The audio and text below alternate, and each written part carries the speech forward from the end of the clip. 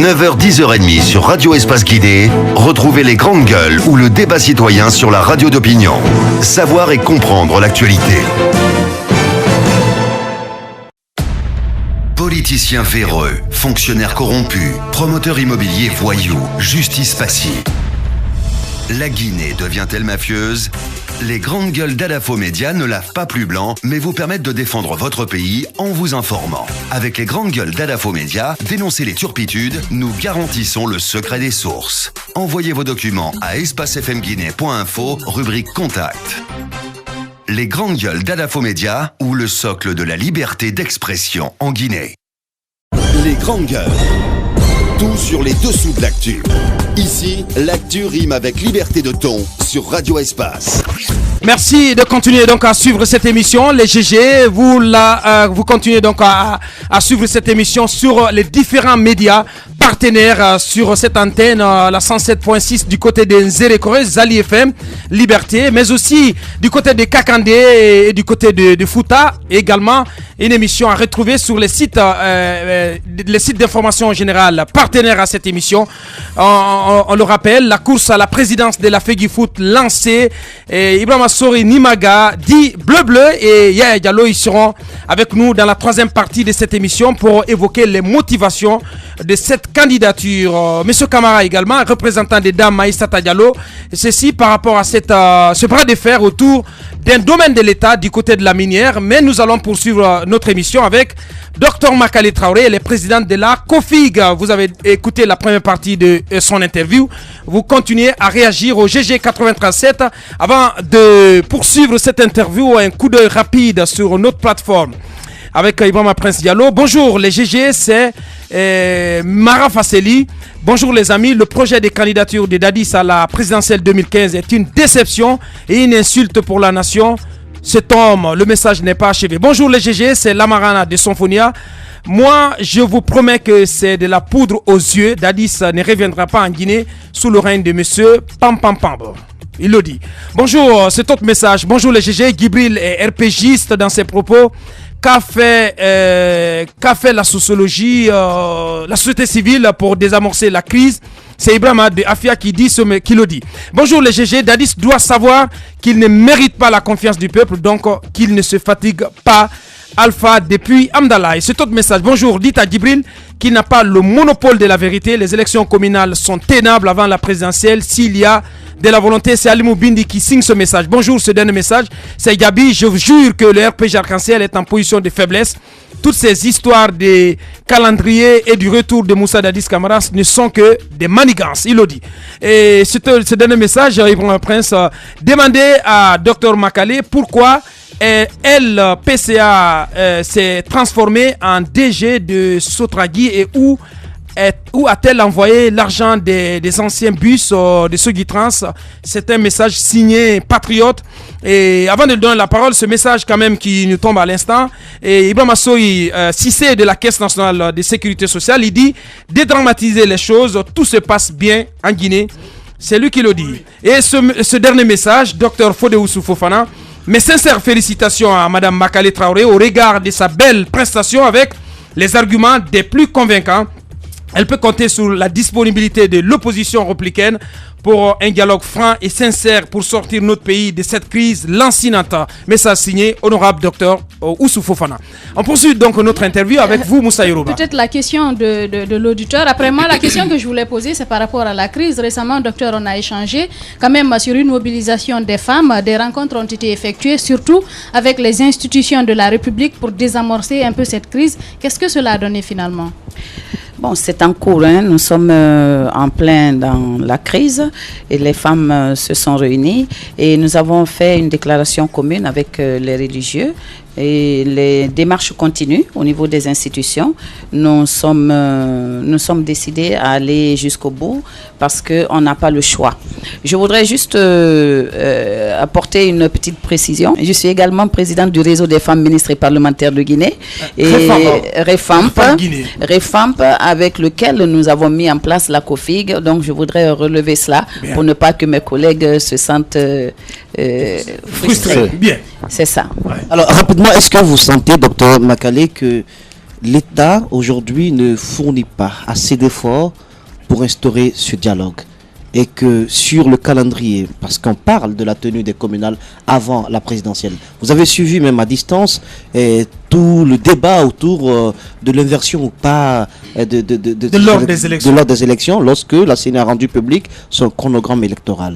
Aujourd'hui, le salut doit venir d'où? De la CENI ou du pouvoir en place qui peut faire fléchir la position de cette commission électorale nationale indépendante. Ou de l'opposition. Vous savez moi...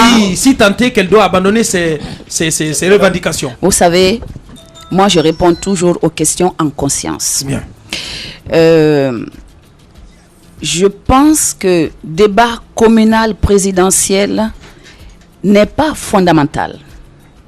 Ce qui est fondamental, c'est le manque de dialogue, c'est l'absence de dialogue. C'est sur ça qu'il faut appuyer. On peut trouver une solution autour de la table sur tout, absolument tout. Il n'y a aucune question qui ne puisse être évoquée. C'est vrai que le pouvoir tient au communal avant les présidentielles et l'opposition au présidentiel avant les communales et l'opposition des communales avant les présidentielles. Mais autour d'une table, peut-être qu'on peut trouver des solutions qui apaisent les inquiétudes de l'opposition. Oui, mais comment aller à cette table? À cette table du dialogue, si l'opposition pose ses préalables. Nous venons d'en parler.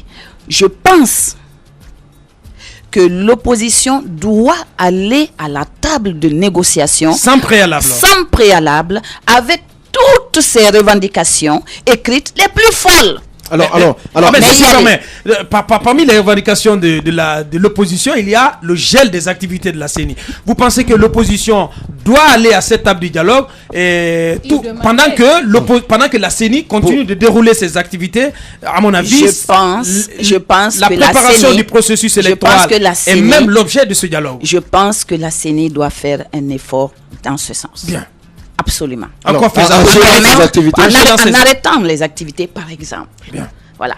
Même si c'est pour quelques heures, quelques jours, pour permettre que le dialogue puisse avoir lieu. Mais est-ce que cela ne risque pas d'influencer le déroulement correct du processus électoral? Rien n'est plus important que l'impératif de maintenir la paix dans notre pays. Voilà. Rien. Alors, ce qui nous a amené à tout ça, c'est la non-organisation de ces élections.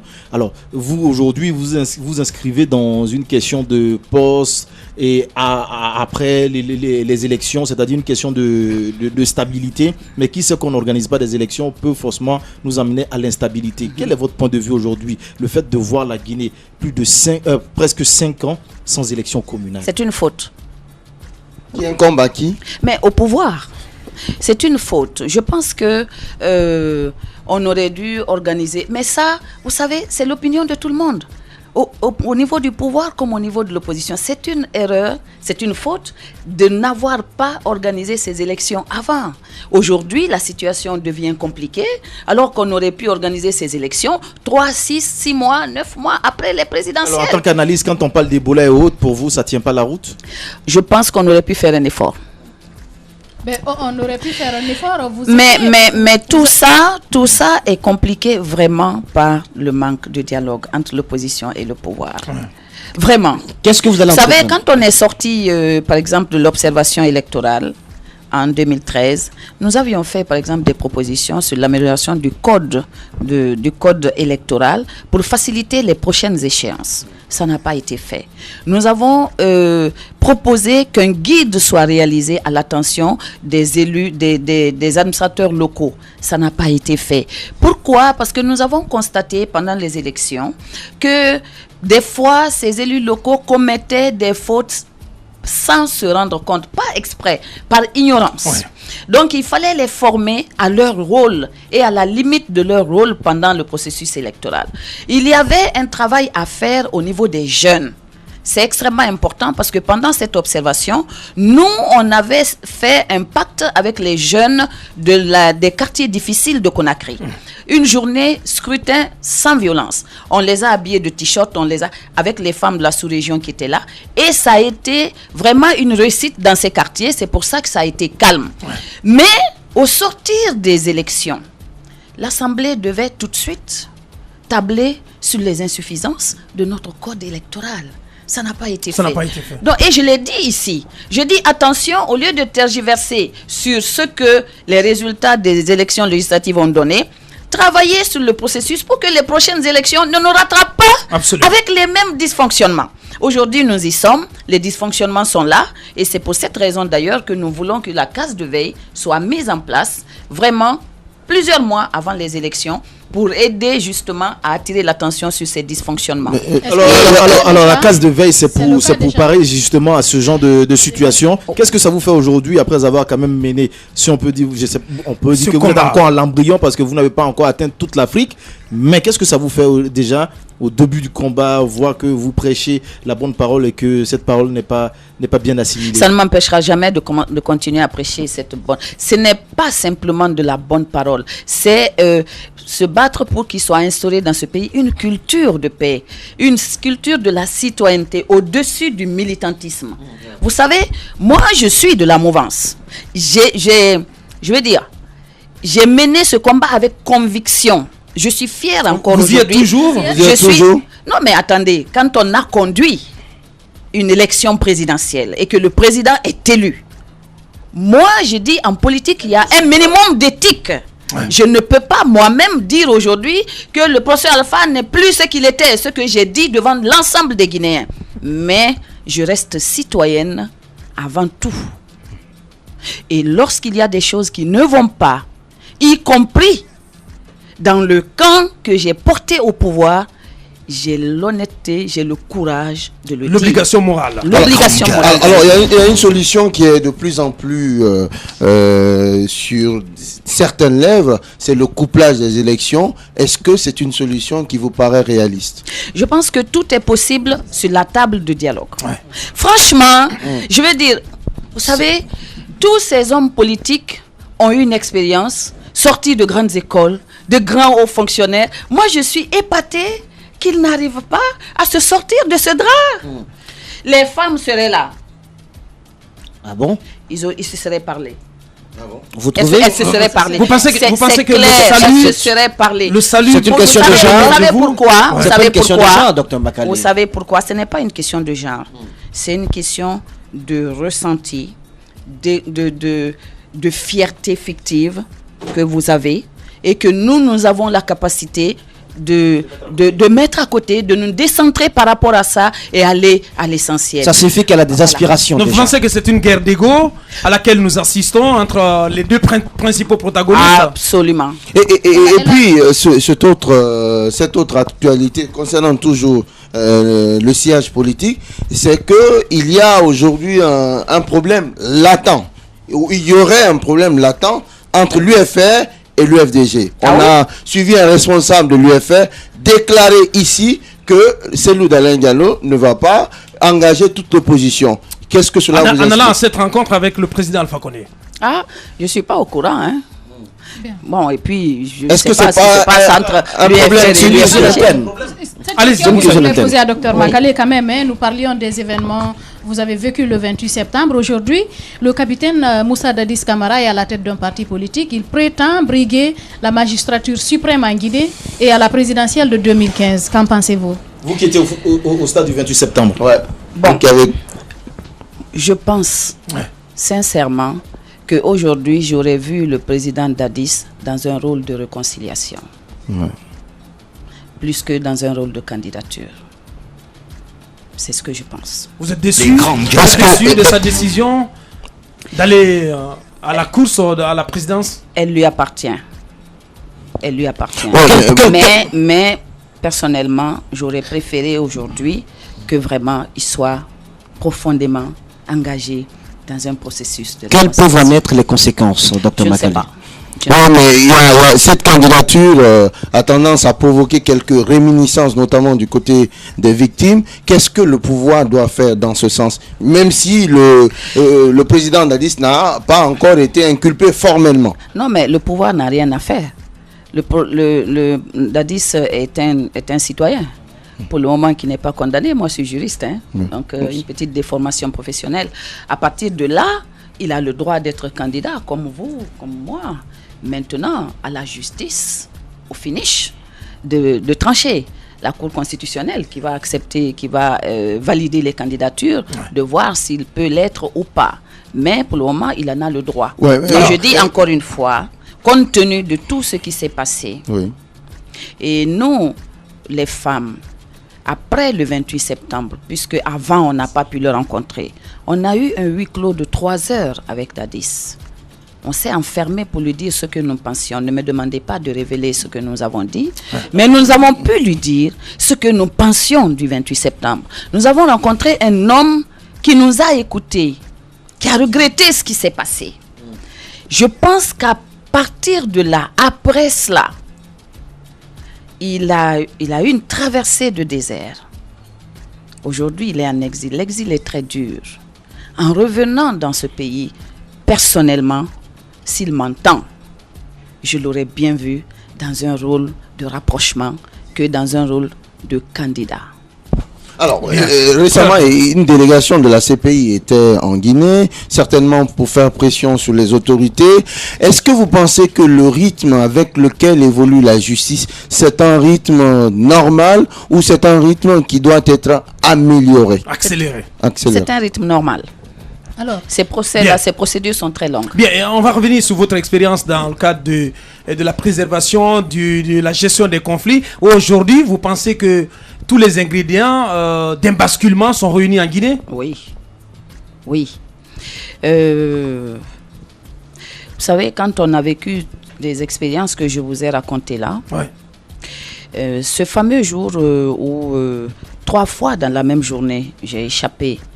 C'était le jour où, si vous vous souvenez, à la fin du premier tour, c'était le retour de Cellou Dalein à Conakry et le départ de Sidia à Forêt-Karéa. Mon candidat m'a appelé le matin, il partait de Telimele et Kindia. Il m'a dit que nous, on va faire les sous-préfectures, donc Falmoria, Moussaya et Laya. Je quitte donc ici pour aller le recevoir dans les sous-préfectures. Sans escorte. Sans escorte. Mais j'étais dans un véhicule banalisé. Je rencontre l'escorte. Vous savez, l'escorte de Cellou, c'est 3 heures. Hein? Minimum. Je rencontre au niveau de 36, là, le cortège. Évidemment, les gens n'acceptaient même pas que je vienne en sens inverse. Donc, on s'est rué sur mon véhicule. C'est à ce moment que Cellou me reconnaît. Il me fait ça, un geste avec un sourire. Les gens ont pensé que j'étais des leurs. C'est ce qui m'a sauvé. Incroyable. Je continue, j'arrive à Frigiadi. Là, je trouve qu'après des rixes entre les jeunes de là et l'UFDG, les jeunes sous-sous sont sortis avec des haches et des coupes-coupes pour chercher du peul dans tous les véhicules qui arrivaient. Donc là aussi, on se rue sur moi pour me fouler. C'est-à-dire, je tombais des nues. Et je n'ai pas terminé, je continue. À la rentrée de Koya, cette fois-ci, je rencontre toujours le cortège de Cellou qui n'avait pas terminé. Et les gens, là aussi, armés de gourdins, de haches et de coupe-coupe contre les sous-sous. Ils cherchaient du sous-sous. Et comme je parle bien, moi, toutes les 3 langues, les 3 principales langues du pays, j'ai répondu en poulard, mon chauffeur aussi. Et c'est ce qui nous a sauvés. Arrivé là, je dis, écoute, là, on se réfugie au commissariat d'à côté. Et ceux qui m'écoutent savent bien ce qui s'est passé ce jour-là. J'ai dû patienter là jusqu'à 15 heures pour être escorté par une gendarmerie au-delà de Forêt-Karéa. Quelle leçon? Et la leçon qu'il faut tirer. Et j'ai vu ce jour-là des gens de l'UFDG qui étaient prêts à mettre du feu à un véhicule de Sidia qui était juste devant mon véhicule. Les gens se sont sauvés in extremis. Et ce ne sont pas des badauds. C'était des gens en polo, Lacoste, en machin. C'est des gens bon teint, Et c'est même qui étaient prêts à allumer le briquet pour brûler. Donc je vous dis... Le risque encore d'actualité? Ben, bien sûr. C'est Les des élections, qui peuvent revenir. les élections sont une passion en Guinée, en Afrique, et particulièrement en Guinée. Et comme les élections ne sont jamais organisées dans des conditions parfaites, pour que le perdant accepte facilement et que le gagnant gagne humblement, ça pose des problèmes. Oui, mais Et justement. puisqu'elle a parlé Ouais. de Allez-y, 40 Moussa Yoro. cas de conflit que vous avez pu quand même détecter lors de l'élection présidentielle avec votre Pas case de présidentielle, veille. législative. Justement avec la case de veille. Qu'est-ce que vous allez faire pour prévenir tout ce qui pourrait arriver éventuellement? Alors nous, ce qui est important pour moi, c'est vraiment la prévention. Et la case de veille, nous voulons qu'elle soit étendue sur l'ensemble du territoire et qu'elle soit pérennisée en Guinée pour le monitoring de la violence avant, pendant et après. Et plusieurs mois avant, plusieurs mois après. On va travailler. Est-ce que vous avez les comme on a moyens, fait. les moyens de cette Justement, c'est ambition? la question Nous que j'allais sommes en poser. train de mobiliser les moyens, puisque aujourd'hui c'est un mécanisme qui est reconnu et qui est salué et dont on reconnaît l'importance en ces périodes de crise. Je pense que nous allons être accompagnés. Nous sommes là-dessus et donc nous comptons mobiliser cette fois-ci 2000 femmes parce que les femmes quand même en matière d'observation ont démontré une responsabilité incroyable.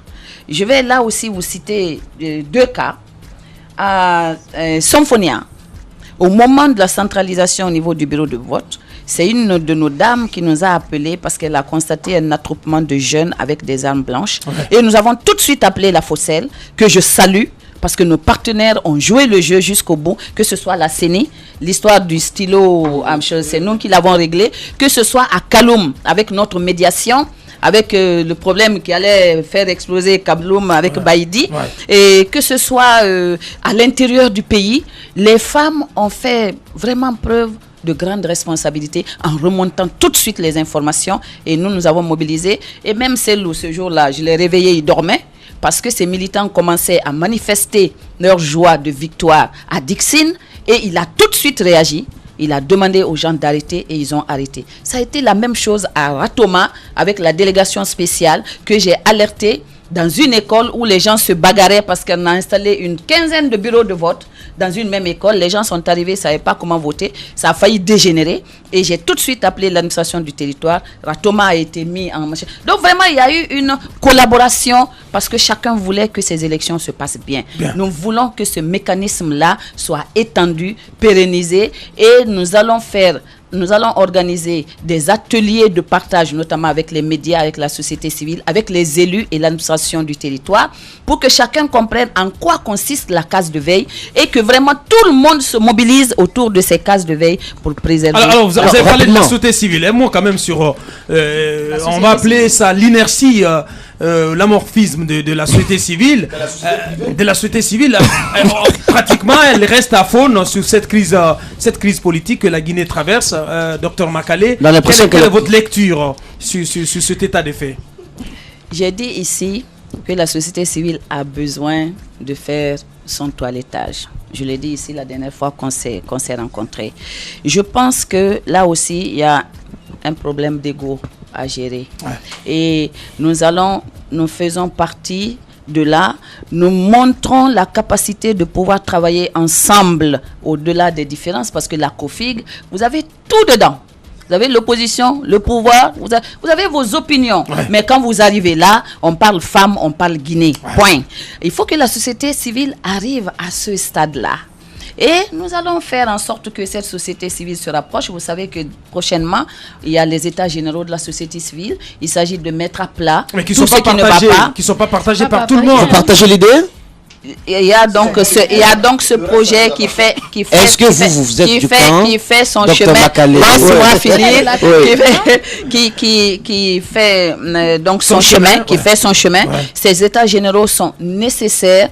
Je voudrais que chacun faire l'autopsie de la société civile, ce qui ne va pas et comment la société civile peut repartir. Je souhaite qu'au-delà de ce qu'on peut penser, encore une fois, qu'on mette la Guinée au-dessus et qu'on se rencontre, qu'on voit ce qui ne va pas et que ce qui va puisse être renforcé, ce qui ne va pas soit critiquable pour que quand les problèmes se posent en Guinée, qu'on ne réagisse pas en militant, mais qu'on réagisse en citoyen. Rapidement, Dr. Makale, rapidement, la politique nationale en matière de transport public est assez bancale.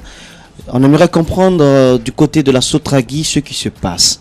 Il y a un message qui a été lu par Abaka Diallo. On veut savoir ce qui se passe au niveau de cette gestion, mais aussi au niveau du fonctionnement de la Sotragui? Je pense que j'en ai suffisamment parlé. Vraiment, épargnez-moi, la question est derrière moi. Non, mais c'est important de revenir. Oui, la Sotragui, c'est ignorante. On a l'impression que l'autorité du PCA que vous êtes, de la PCA que vous êtes, est chahutée, contestée par le directeur général, qui semble passer outre vos instructions. Je pense que je me suis largement exprimé sur le sujet aujourd'hui. Mais il y a eu des rebondissements. Vous êtes toujours PCA de la Sotragui? Oui. Mais vous êtes PCA alors que cette société est en train de mourir comme ça. C'est pas possible. Mais la question aussi, si vous n'êtes pas écouté, Dr Makale, pourquoi vous restez à la tête de cette société, à la tête du conseil d'administration? Ne pensez pas que en décembre dernier, nous avons fait un conseil et nous avons adopté une position. Cette position, elle reste encore valable aujourd'hui. Mais que fait le pouvoir par rapport justement aux résolutions que vous prenez? Vous semblez pas être écouté par Sékou Touré. Vous parlez de quelle position? Quelle est votre marge de manœuvre aujourd'hui? Oui, vis-à-vis du directeur général, quelle est votre marge de manœuvre sans langue de bois? Tant de questions. Dr Makale va s'employer à y répondre très rapidement. Non, rapidement parce qu'elle s'intéresse quand même au quotidien des femmes et tout ça. Elle souffre beaucoup quand vous les voyez aux heures de pointe. Mais quand même, pour résoudre le problème, on vous a mis à la tête du conseil d'administration. Vous auriez pu changer quelque chose quand même, Dr Makale. Vous n'allez pas me faire parler de la Sotragui. Toute dernière question, certainement. Je voudrais dire les bus se raréfient. Et vous le savez, c'est un problème clé. Ce problème de transport serait important que vous touchiez un mot de ça. Qu'est-ce qu'on doit faire, par exemple, pour que peut-être à l'avenir, une société de transport quand même puisse résoudre ce problème des Guinéens. Il suffit de sortir les matins pour voir les gens entassés sur la rue en train d'attendre des voitures. Ces bus quand même étaient un salut, mais ils se raréfient. Le conseil d'administration a fait son travail. Vous avez suivi, je me suis largement exprimé là-dessus. Vous ne semblez pas être écouté. Non, mais l'essentiel est que moi, je joue la partition qui est la mienne. Oui. Voilà. Et la partition du conseil d'administration, on l'a fait. On a demandé le départ du directeur pour toutes les raisons que nous avons évoquées. Le conseil est suspendu. La signature du directeur a été suspendue. Bref, nous pensons qu'il n'y a pas de capacité de gestion dans la société. C'est ce que nous pouvons faire. C'est ça un conseil d'administration. Après avoir mis en place plusieurs Vous n'avez jamais pensé à solutions. tirer les leçons du fait que vous n'ayez pas été écouté? Parce que c'est une question quand même que beaucoup de citoyens se posent. Les gens ne comprennent pas comment vous pouvez continuer à rester à la tête du conseil d'administration. Femme de poigne, à la liberté de temps aussi. Une brave à 3 poils. Que vous n'êtes pas écouté. Rendre le tablier. Oui, why not? Why not? Why not? Pourquoi pas? Alors, on va passer à cette petite rubrique. Les grandes gueules. La minute, oui ou non. Un feu roulant de questions avec une seule réponse possible. Oui ou non. Langue de bois, s'abstenir. Bien, langue de bois, s'abstenir, ça semble pas être donc inhabitué donc de la langue de bois. Elle est dans ce studio, notre invitée Dr Makale. Elle va se prêter à cet exercice, donc oui, avec la rubrique oui ou non. Question très simple et répondre par oui ou par non. Ahmed Kamara. Alors, oui ou non, cette crise perdure aujourd'hui parce que beaucoup trouvent assez de bénéfices dans cette crise, notamment des côté finance, il faut le signaler aussi. Oui ou non? Oh là là. Non, j'ai pas envie de parler de finances. J'ai envie de parler de radicalisme dans les deux camps. Bien. Moussa Moïse. En soutenant le professeur Alpha Condé en 2010, vous vous attendiez à mieux pour le peuple de Guinée. Aujourd'hui, oui ou non, il y a une certaine déception. Est-ce que je peux prendre le joker pour m'exprimer? Oui. Vous allez venir. Donc, joker. D'une autre façon, la question de Moïse, vous avez dit que l'absence de dialogue, le fait de n'avoir pas organisé ces élections communales, ça a été une faute. Oui. Est-ce que vous supposez que si vous étiez plus proche du pouvoir actuel, il aurait été plus lucide? Oui ou non, il aurait été plus lucide? En tout cas, je l'aurais dit. Oui alors. Oui. Je l'aurais dit. Mohamed Gibril. Oui ou non, vous ne vous êtes pas trop étendu sur la question de la Sotragui parce que vous ne voulez pas heurter davantage le pouvoir? Non, ça n'a rien à voir. Alors, non, c'est parce que j'en ai parlé et que bon, la répétition parfois n'est pas une bonne méthode pédagogique. C'est mais sa valeur de pédagogie parfois. Allez-y. alors Ahmed, oui ou non, Madame Makale, Dr Makale est prête à soulever l'étendard en 2015 pour le professeur Alpha Condé? À renouveler son soutien. Ça devient compliqué. Elle n'a pratiquement répondu à aucune question. Non. Ouais, elle va développer. Voilà. Oui, parce que c'est très compliqué tout ça. Non, ça, c'est pas compliqué. Non, c'est pas compliqué. J'ai pas en fait compris la question. Est-ce que vous pensez que je vais renouveler votre soutien? Directrice de campagne. Pas forcément. forcément votre soutien. Vous allez mouiller. Est-ce que vous allez mouiller le maillot? Non. Vous n'allez pas renouveler votre soutien au professeur Alpha Condé à la faveur de la présidentielle 2015? Mon vote m'appartient. Ok. Mais je ne fais pas de politique à partir depuis 2010 et je m'investis dans la société civile qui m'oblige à une certaine neutralité. Donc je serai neutre mais j'irai voter. Bien, oui ou non, cette question, oui ou non, vous êtes de la mouvance présidentielle sans y être réellement? Qu'est-ce que ça veut dire ça? C'est une question. Je ne suis pas le genre à être... Non. Je dis, je suis dans la société civile. C'est assez clair. Je ne milite pas. Personne ne m'a vu militer depuis 2010. C'est clair. Vous réclamez du pouvoir en place? Non, je veux dire... Oui, je l'ai dit. Rapprochez le micro, s'il vous plaît. C'est pour ça que... Voilà, c'est pour ça que j'ai une responsabilité de m'exprimer par rapport à ce qui ne va pas.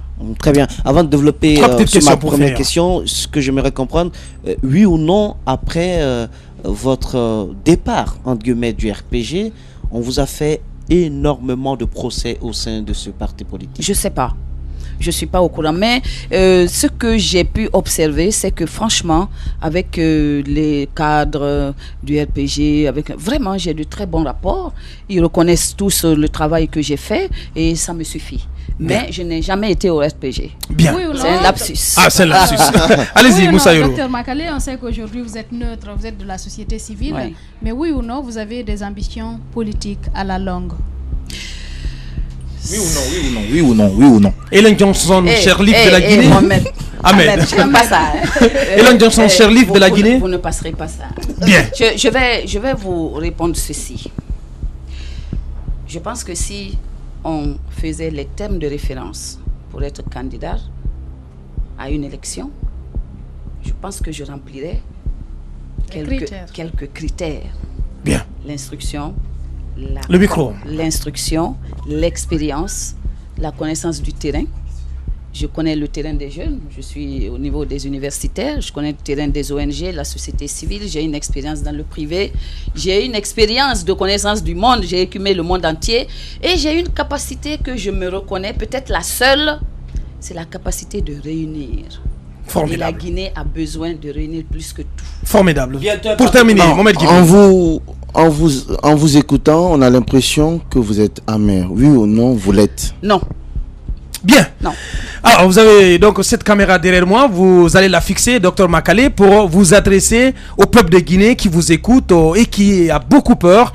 Est-ce qu'on peut attendre de vous un message de paix dans les 3 langues principales de la Guinée, si c'est possible, très rapidement?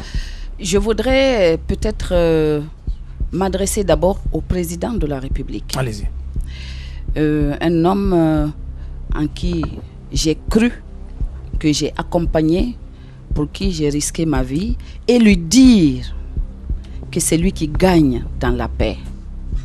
Qu'il faut qu'il écoute ses colombes plus que ses faucons. De se rappeler qu'il doit laisser un nom à l'histoire. Aujourd'hui, le nom le plus important à laisser à l'histoire de la Guinée, c'est le nom d'unité des Guinéens. Pour le moment, ce n'est pas le cas. De faire un effort de brave sur lui-même pour que les Guinéens se sentent tous sous son parapluie. Ça, c'est vraiment le grand plaidoyer que je voudrais faire. Il a été un grand opposant. Nos noms sont désormais liés pour l'histoire. J'aimerais qu'il soit un grand président. J'aimerais qu'il soit un grand président quand il ne sera plus là. Parce qu'un jour, il ne sera plus là. Et dire au peuple de Guinée de penser à la Guinée, au-delà des hommes, qu'on soit de l'opposition ou du pouvoir. de dire que la Guinée doit demeurer, de se rappeler qu'il y a seulement 10 ans, il y en a qui n'osaient même pas prononcer le nom du professeur Alpha Condé. Et que même en 2010, il y a très peu qui pariaient sur lui au moment où on s'engageait dans les élections. Que Saint-Loup est aussi un homme qui a servi ce pays, qui a été un grand cadre, devrait à rapprocher. Et mon dernier mot va s'adresser aux femmes. Je voudrais dire à toutes les femmes de Guinée de travailler dans leur famille à la paix, auprès des maris, auprès des enfants, auprès des oncles, etc. Chaque femme doit s'engager dans ça. C'est très important. Aujourd'hui, la diplomatie visible ne donne pas de résultats. Je demande aux femmes de pratiquer la diplomatie souterraine, la diplomatie de nuit, la diplomatie de jour pour sauver notre pays. Voilà qui est dit, c'est son mot de fin, son message donc adressé aux différents protagonistes mais aussi au peuple de Guinée. Merci Dr Makale Traoré d'être passé chez nous ce matin. Les GG continuent dans un instant. Politiciens véreux, fonctionnaires corrompus, promoteurs immobiliers voyous, justice passive. La Guinée devient-elle mafieuse? Les grandes gueules d'Adafo Média ne lavent pas plus blanc, mais vous permettent de défendre votre pays en vous informant. Avec les grandes gueules d'Adafo Média, dénoncez les turpitudes, nous garantissons le secret des sources. Envoyez vos documents à espacefmguinée.info, rubrique Contact. Les grandes gueules d'Adafo Média, ou le socle de la liberté d'expression en Guinée. 9h, 10h30 sur Radio Espace Guinée, retrouvez les grandes gueules ou le débat citoyen sur la radio d'opinion. Savoir et comprendre l'actualité. Les grandes gueules. Tout sur les dessous de l'actu. Ici, l'actu rime avec liberté de ton sur Radio Espace. Continuez à réagir au GG 837, mais aussi vous avez la possibilité d'aller sur le site de la radio, le www.espacefmguinée.info, où vous faites carrément le 657 39 13 13. Dans un instant, nous allons revenir sur les messages qui ont été reçus sur notre plateforme. Nous avons écouté Dr Makale Traoré Ahmed. Voilà, écoutez, je pense qu'elle a clairement affiché son point de vue sur la situation politique. Je suis quand même fier et je pense que les femmes sont capables de faire quelque chose dans ce pays. Elle l'a carrément prouvé.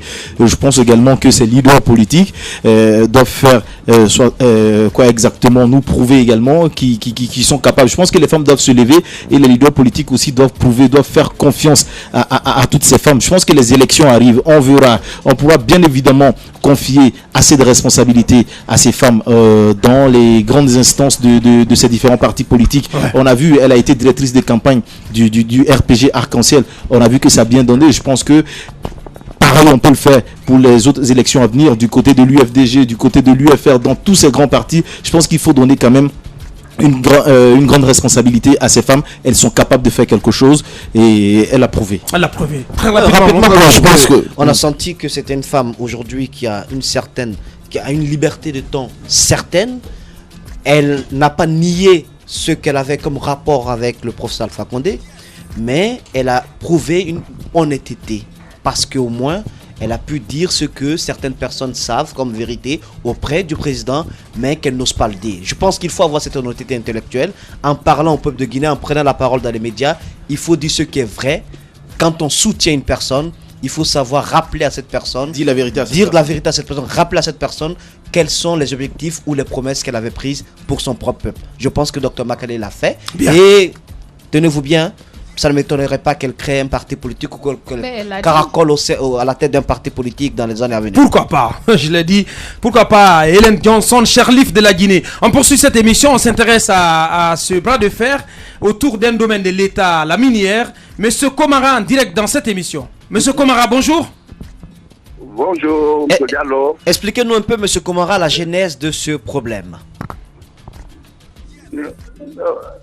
Ok, bonjour tout le monde, bonjour au grand GG.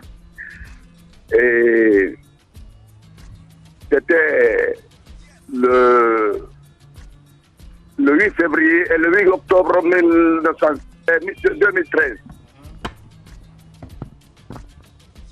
Et que Adja Aïssatou a engagé une requête et de demande de bail au patrimoine bâti.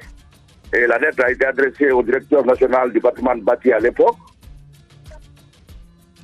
Et ensuite, qui a donné son avis favorable à partir du 4 novembre 2013. À l'époque, c'était Moustapha Naïté, hein, qui était directeur du patrimoine. Naïté, oui, bien sûr.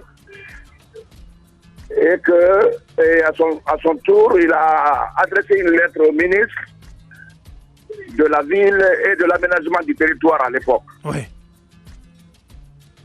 Et qui a mis ses services techniques afin de travailler sur le dossier. Oui. Et a adopté le contrat le 4 février 2014. Donc, à partir du 4 février 2014, un contrat a été signé entre l'État et cette dame. Un contrat de bail. Voilà, la précision est importante. Il faut aller très vite, nous sommes pris par le temps. Allez-y, oui. Voilà, et on est rentré en possession des lieux quelques temps après. Et à mon fort étonnement, un matin, je vois le nouveau directeur du patrimoine bâti qui se rend sur le lieu avec les bérets rouges. Oui. Et pour expédier mon gardien dehors. Oui, mais qu'est-ce qu'il vous a dit? Est-ce que vous avez reçu une convocation? Non, rien. Il est venu de lui-même avec les bérets rouges armés pour dire que c'est lui le directeur du patrimoine bâti public. Okay.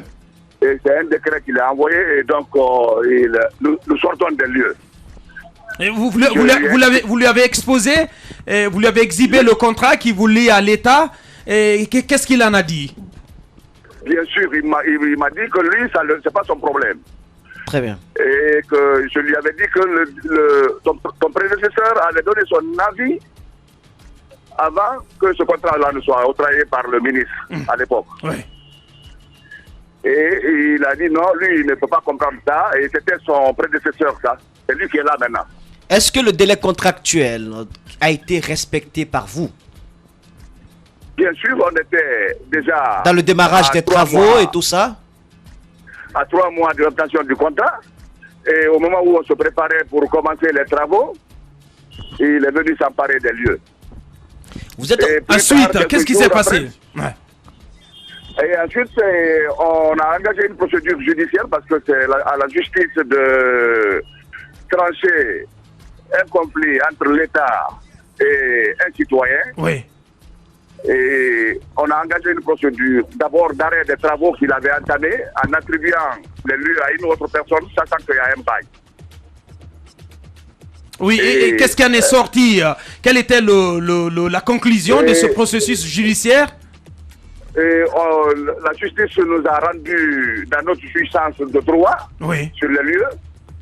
Et jusqu'ici, on a des problèmes pour exécuter cette décision. Alors, à quelle difficulté vous heurtez pour, en tout cas, rendre effective cette décision de justice? C'est de tous les côtés. Il est parti certainement déformer la parole devant les gens, les autorités, pour ne pas qu'on ait l'accès à l'exécution. Bien, monsieur Komara, vous n'allez pas nous quitter. Nous sommes obligés la radio c'est aussi l'heure, nous sommes obligés de marquer une pause pour nos obligations commerciales. Nous allons vous reprendre dans la troisième et dernière partie de cette émission. Continuez à réagir à notre émission en envoyant vos messages à ce numéro court GG8037 ou vous allez sur le site de la radio, le www.espacefmguinée.info. Nous marquons une petite pause et on revient dans un quart d'heure. Politiciens véreux, fonctionnaires corrompus, promoteurs immobiliers voyous, justice passive. La Guinée devient-elle mafieuse? Les grandes gueules d'Adafo Média ne lavent pas plus blanc, mais vous permettent de défendre votre pays en vous informant. Avec les grandes gueules d'Adafo Média, dénoncez les turpitudes, nous garantissons le secret des sources. Envoyez vos documents à espacefmguinée.info, rubrique Contact. Les grandes gueules d'Adafo Média ou le socle de la liberté d'expression en Guinée. 9h, 10h30 sur Radio Espace Guinée, retrouvez les grandes gueules ou le débat citoyen sur la radio d'opinion. Savoir et comprendre l'actualité.